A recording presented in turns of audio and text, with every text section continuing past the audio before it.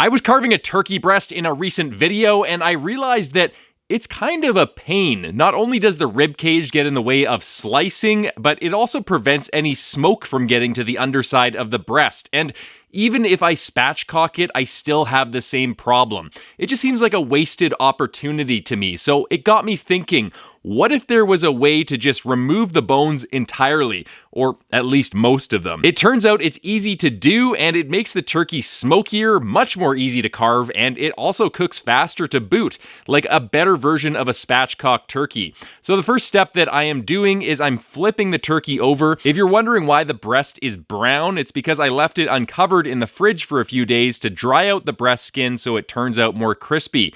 And after it's flipped over, I'm cutting along one edge of the spine all the way up the turkey and then repeating the cut on the other side to entirely remove the spine. You can take all of these bones, by the way, and throw them in a pot of boiling water, boil them for 6 hours, and you'll have a nice turkey stock that will form the base of an awesome turkey soup. Then I'm carefully separating the back of the breast from the rib cage, and once I can see the knuckle where the wing attaches to the shoulder joint, I'm just carefully cutting that joint between the ball and socket where the collagen and connective tissue is, and I'm separating the shoulder from the wing bone. Now, I'm continuing to separate the breast from the rib cage, working all the way down, all the way to the front of the sternum. I'm being very careful when I get to this point because it's very easy to poke through to the other side of the skin on top of the breast, and that's just going to ruin your appearance, so we don't want that. So I'm pulling the sternum up and cutting very close to it to detach it from the breast, and then I'm working my way up the other side of the breast. The last step is to find the ball socket connecting the other shoulder to the other wing. We'll cut through that to pop the joint out, and then I can completely remove the sternum from the turkey. Moving down to the thigh, I'm separating the thigh from the flat area of the pelvis, and then I'm working my way down to carefully separate the meat from the thigh bone. Now that I have something to grip onto, I'm popping the thigh bone and I'm removing it from the pelvis entirely. Now finally, I'm working my way down the remaining length of the thigh bone and cutting through the cartilage that connects it to the drumstick, and we're removing that thigh bone entirely. I'm now repeating the same cuts on the other thigh to completely remove the pelvis and the thigh bone. And now we have a mostly deboned turkey. It has all of the bones removed that kind of just get in the way of slicing and prevent the smoke from getting to the back of the breast meat, but we still have some nice bones for those who like to gnaw on a drumstick or a wing in your family. And I also like to leave those bones in because it looks more like an actual turkey and it looks good when I'm slicing into it at the dinner table. Next, I'm seasoning the turkey with some Sure Shot Sid's original barbecue gunpowder seasoning. The sponsor for this video, Sure Shot Sid's, is my go-to barbecue rub to add a guaranteed flavor punch to anything from turkey, brisket, and ribs to chicken or steak. It's really good on anything, and the reason I like it so much and choose to promote it on my channel is it's not just an ordinary bland barbecue rub with some combination of salt, sugar, and other basic ingredients you can replicate at home. It has next level ingredients that are used in the barbecue competition circuit, and it really shines through in the flavor. My favorite rub right now is the original gunpowder seasoning, which I use as a finishing layer on my briskets to give them a punch of flavor and help darken them up so I can get that super jet black Texas style bark. Another one of my favorites is the Sure Shot Sid's coffee rub, which is made with decaffeinated coffee. It's great on anything from pork butts to ribs to anything that you want a sugary bark that's also dark at the same time.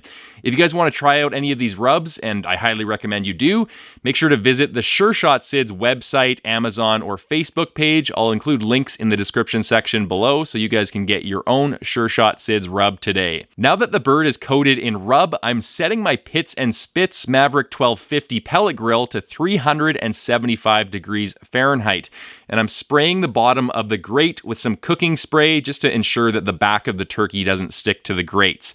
The turkey then goes on the bottom grate on its back, or at least where its back used to be, and it's going to cook anywhere from an hour and a half to 2 hours. Super fast turkey cook. But before I leave it to cook, I'm inserting a meter probe into the breast and one of the drumsticks.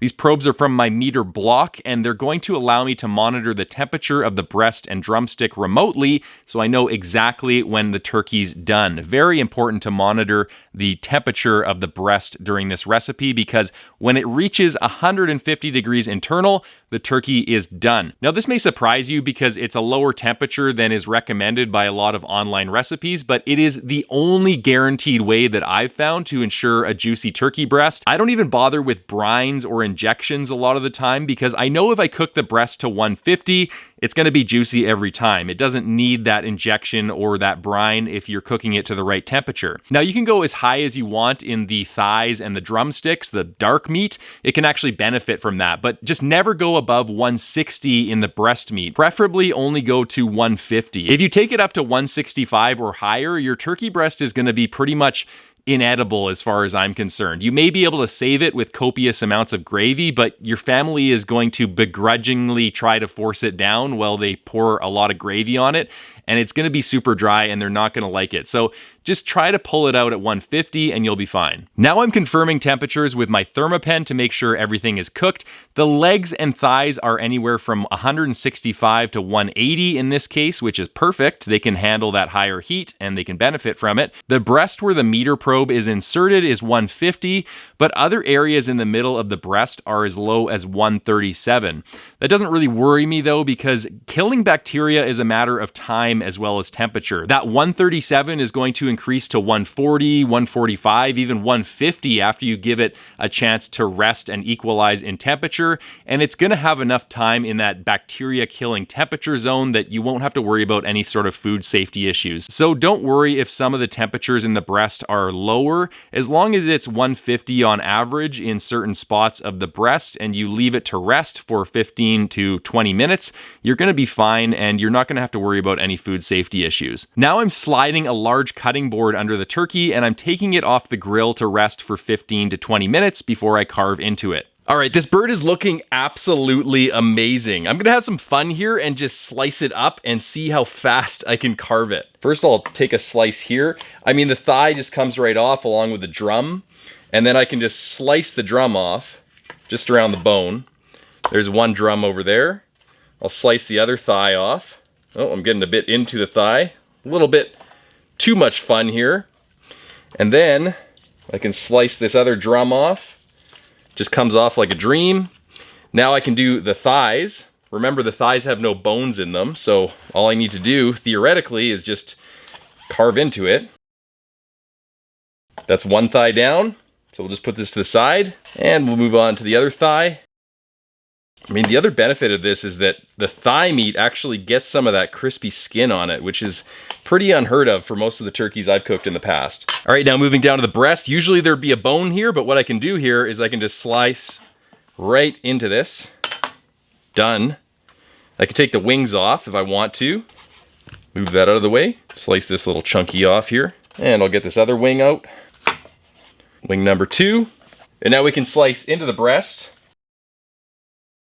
I'll stop for a second and give you guys a close-up. Look at that juicy turkey breast. That is really beautiful. And now moving on to the other breast.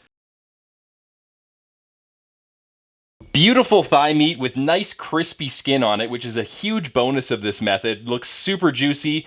We got the drums for those people that like to gnaw on the bones in your family. Then we got perfectly cooked breast that is super juicy, and it all took me only a few minutes to carve, and it was super easy. We also have a couple of wings as bonuses for people that like those. I'll do a quick taste test here, starting with the thigh. Amazing, perfectly cooked. Now moving on to the breast. That's my favorite. Love the breast meat. And lastly, I'll take a taste of the drum.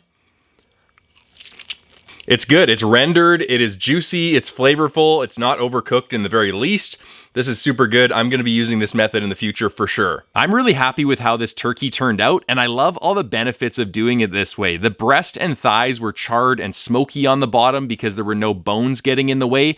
That added a ton of extra flavor. It was also effortless to carve, and the slices just looked better.